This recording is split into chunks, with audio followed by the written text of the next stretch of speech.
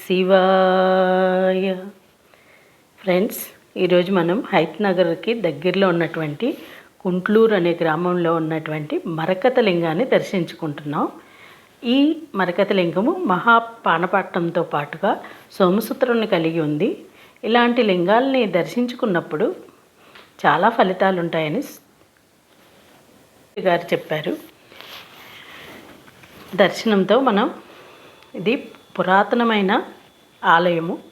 ప్రాంగణం అంతా మహామహా వృక్షాలతో నిండి ఉంది. ఈ ప్రాంగణము దర్శించినప్పుడు ఇంత పురాతనమైన ఆలయాన్ని పునరుద్ధరణ కార్యక్రమాలు చేపడుతున్నారు. మనము దర్శించుకొని ధన్యత పొందుదాం. కుంట్లూరుకి సమీపంలోనే అమ్మవారి ఇష్టకామేశ్వరి ఆలయం ఒకటి ఉంది. ఈ రెండు ఆలయాలు సమీపంలో ఉన్నాయి. ఈ ప్రాంగణంలో కూడా మనం అమ్మవారిని దర్శించుకుందాం. ఇక్కడ శివ ఫ్యామిలీ ఉందండి.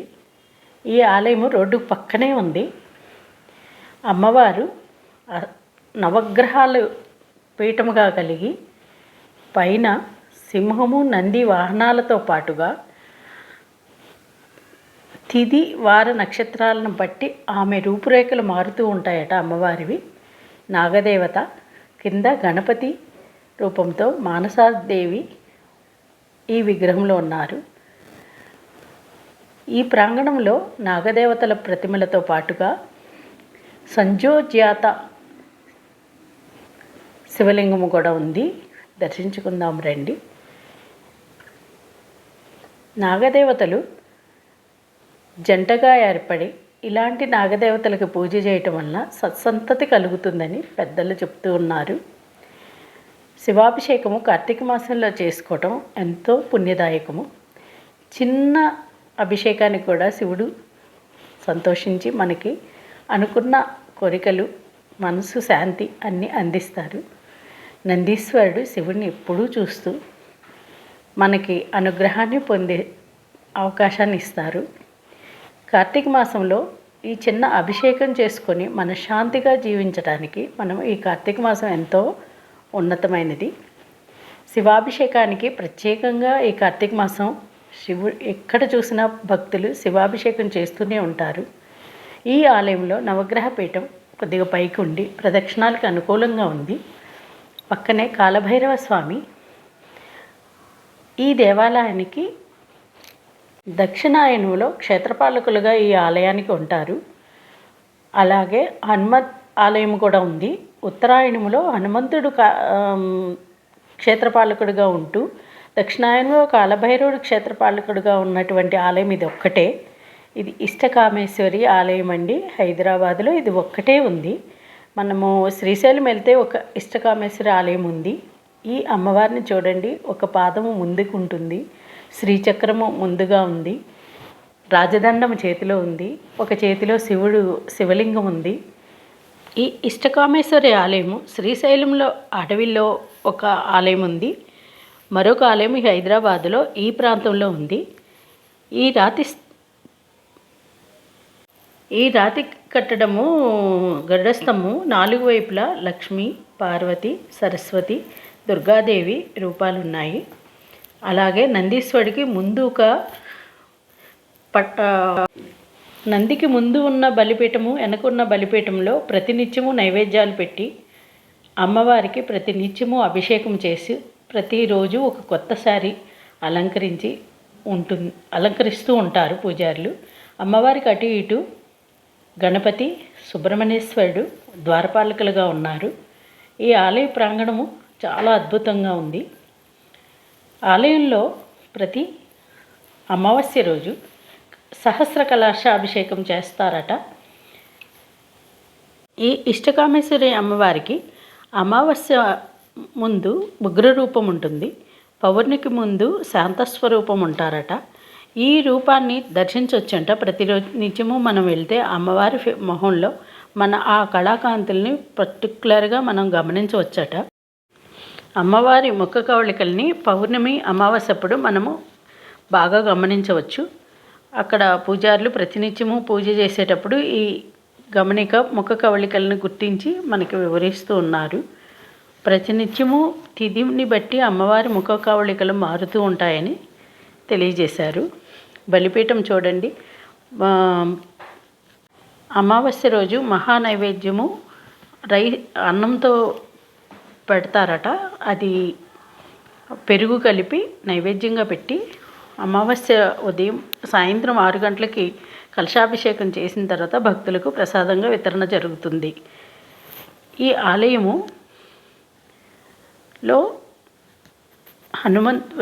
హనుమత్ విగ్రహము స్పష్టంగా ఉంది. అలాగే విష్ణుమూర్తి ఒక పక్కన లక్ష్మీదేవిలతో చక్కగా ప్రసన్న వదనంతో ఉన్నారు. ఇలాంటి ఆలయాలు ఇంకెక్కడా కనిపించవు ఇక్కడ మన హైదరాబాద్లో. మరొక వైపు సంధ్యోజాతమూర్తి ఉన్నారు. కుడివైపు విష్ణువు, ఎడంవైపు సంధ్యోజాతమూర్తి.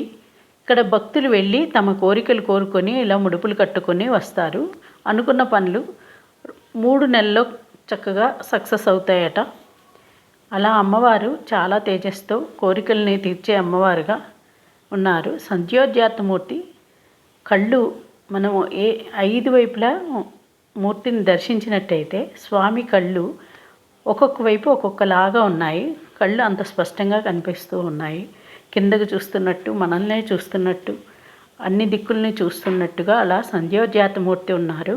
ఈయన కూడా కోరికలను విన్నవించుకుంటే ప్రశాంతవదనంతో ఈయనే మూర్తిగా ఉన్నారు. ఈ ఆలయం దర్శించుకున్నాక ఎంతో శాంతి లభిస్తుంది.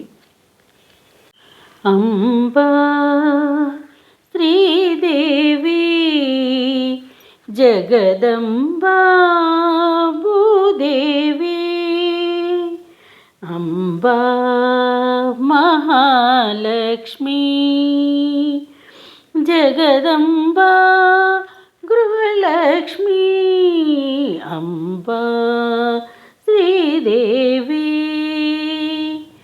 అలంకార సౌందర్య శ్రీచక్రవాసిని వరమిమ్ము మా తల్లి వరలక్ష్మీదేవి అలంకార సౌందర్య శ్రీచక్రవాసిని వరమిమ్ము మా తల్లి వరలక్ష్మీదేవి పంకజలోచని కుంకుమభూషణి పంకజలోచని కుంకుమభూషణి కల్పవృక్ష కామధేను కరుణాకరి దేవి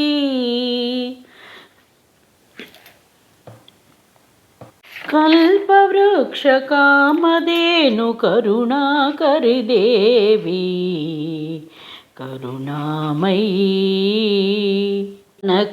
కనకదుర్గకు మంగళం మా కన్న తల్లికి మంగళం సనకసాది మునీంద్ర సేవిత చరణయుగలకు మంగళం మంగళం మంగళం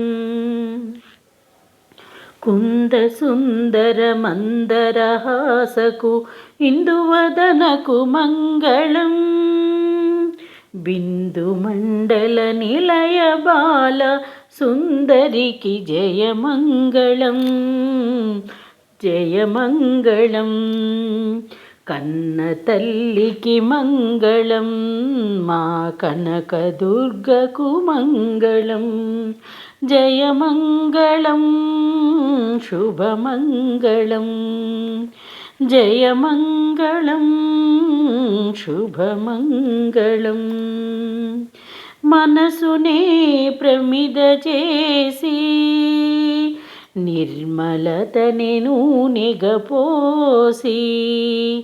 నా మనసునే ప్రమిద చేసి నిర్మలతని నూనెగపోసి నీ గుడి వాకిట వెలిగించి తిని ఈ దీపం